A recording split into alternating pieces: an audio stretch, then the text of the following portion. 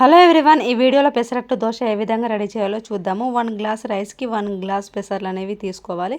వీటిని మనము ఈవినింగ్ చేసుకోవాలి అనుకుంటే మనం మార్నింగే నానబెట్టుకోవాలి.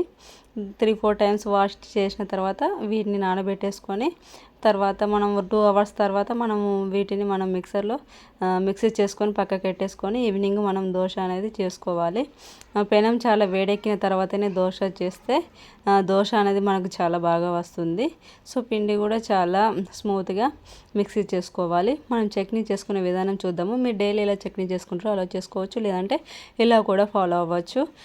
కొన్ని పల్లీలను తీసుకొని దోరగా వేయించుకోవాలి. తర్వాత టమాటా మిర్చి వితౌట్ ఆయిల్ లేకుండా మనం దోరగా వేయించుకోవాలి. తర్వాత 2 వెల్లుల్లి పాయలు తీసుకోవాలి, జీలకర్ర తీసుకోవాలి అండ్ సాల్ట్ కూడా యాడ్ చేయాలి ఇందులో.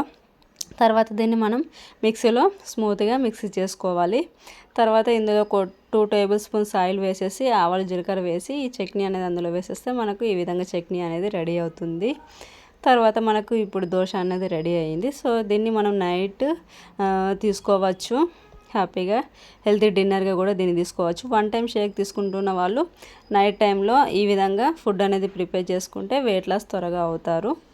అంతేకాకుండా 2 టైమ్స్ షేక్ తీసుకుంటున్న వాళ్ళు కూడా లంచ్ ప్లేట్గా కూడా దీన్ని తీసుకోవచ్చు. 2 దోశలు తీసుకుంటే మీకు సరిపోతుంది. వీడియో కనుక నచ్చితే లైక్, షేర్, సబ్స్క్రైబ్ చేయండి. Thank you.